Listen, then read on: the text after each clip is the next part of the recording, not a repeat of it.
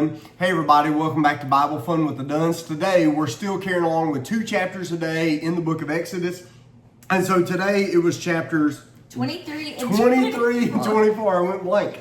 Let's go ahead and let's get started. Okay, so we're in a continuation of the laws. Like 23 literally starts in the middle of the continuation of these social justice laws. And then we jump into laws about the Sabbath and the festivals.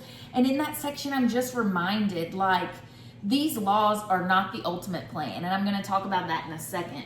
But all of this is coming from a creator who wants his creation to know the way that he planned for them to live. He wants them to know how to do this life that he gifted them with.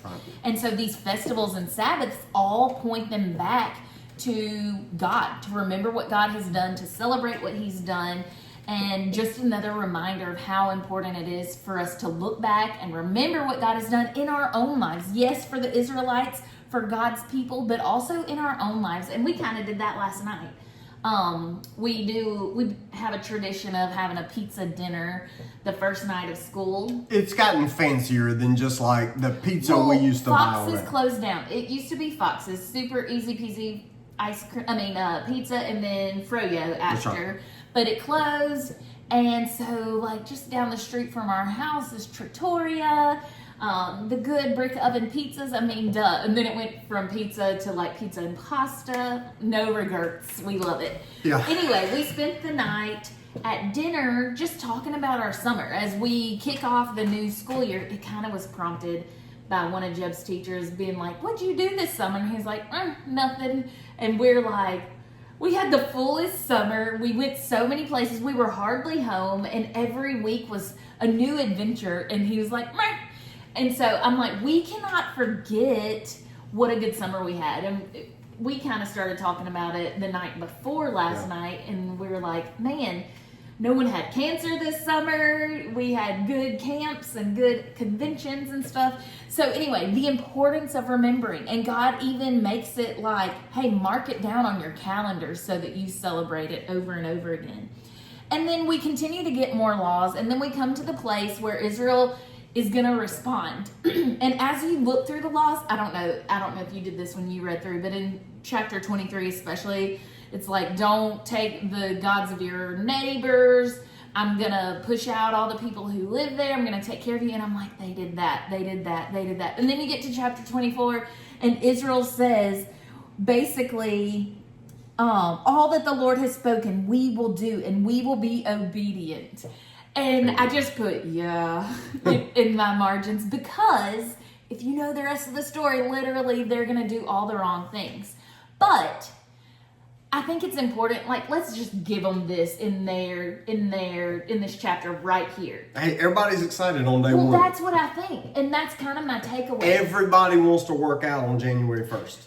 It's January 2nd. Everyone has it on their calendar. That's right. They may not want to. I'm with you. And the gym is like a horrible place to be. I'm going to be better this year. But that's the thing. Like, I think they had every intention of obeying this. I don't think they made a plan. For the most part, we don't make a plan to sin against God and to turn away from him and to fall away.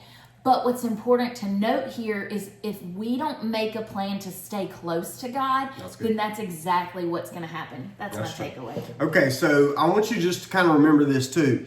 You're being taught the 10 Commandments, and you don't recognize that when you're reading chapter 23, when it's telling you, hey, don't pick up the gods of all of these others. As a matter of fact, destroy all that you see. Destroy their altars, destroy their gods, destroy all their worship. Well, what is that? That's commandment number 1. You shall have no other gods before me. It's commandment number 2 about no carved images. And so you're getting this. Well, then it's saying something like, if your neighbor's donkey wanders off and you don't like them, but you still see that, well, go get it. Well, what is that? Well, that's the universal kind of love your neighbor as you love yourself, right? And so all of these, and by the way, these are case studies. Now think about whenever you've seen any kind of movie where somebody goes to court. Okay, so somebody goes to court, and there'll be a point. Somebody's trying to make a point, and they're going, "Hey, remember something versus, or this person versus the United States of America."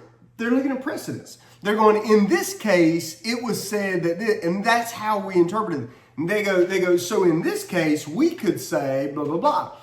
So now you've got the 10 Commandments, right? And now you've got these case laws. If you see your neighbor's donkey, if you do this, if you do that, if you get in a fist fight with somebody and your wife runs out and gets in the middle of a fight, and you have all of these kind of things. Those are case studies where you go, okay, since it said this, we can infer that we connect the dots here. These are fleshing out the 10 Commandments in a way that's going to be accessible in the Promised Land. And by the way, just by virtue of the fact that these laws exist means that the Promised Land, it really isn't the Promised Land. That's right. Because you're going to have fights, and you're going to have lost things, and you're going to have war, and you're going to have sin, and you're going to have murders. Why? Because we have laws about how that's going to be governed, which means that's not the finish line. We are citizens not of the Promised Land, but of the Promised Land up above. And so that pushes.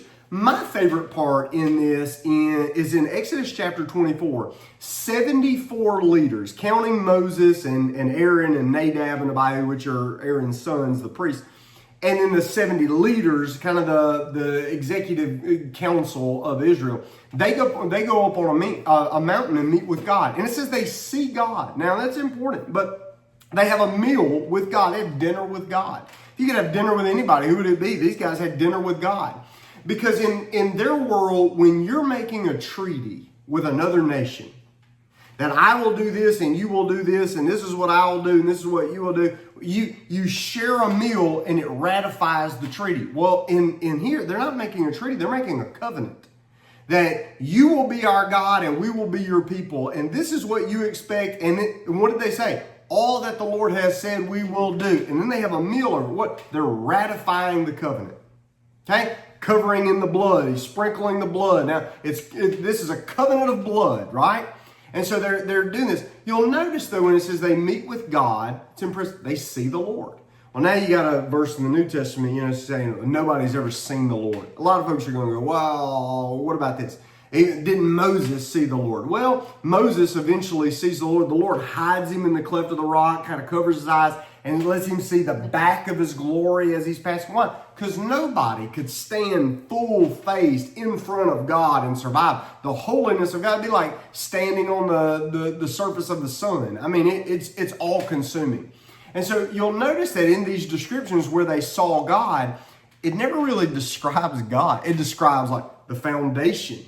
It describes what's under his feet. It describes it. Even Isaiah says, I saw the Lord high and lifted up, and the train of his robe filled the temple. What's it describing? It's describing God being so big that if they walked up to him and they stood, they'd see like his big toe, and his big toe would be bigger than a mountain. Remember the span? And then they're looking up and they're going, good grief, we can't. So what do they see? They just see the bottom. They're seeing they're describing what they see, but not who they see, because how could you see? Your eyes are only so big, and he is far above. And so no man has seen God in his fullness, but God has given man a glimpse. You say, well, I want to see the fullness of God. Well, I would say two things. Number one day you'll go to heaven if you know Jesus. The other thing is, Jesus said, anybody who has seen me has seen the Father. What does God look like? Whatever Jesus looked like. God in flesh, Jesus Christ. God in his glory, we'll see when we get to glory. All right? Listen, that's what I got out of this. I'm going to tell you, these chapters are more important than you probably gave them credit for. Having lunch with God, that's a big deal. Yeah. All right? We'll see you tomorrow in 2 more chapters. Bye.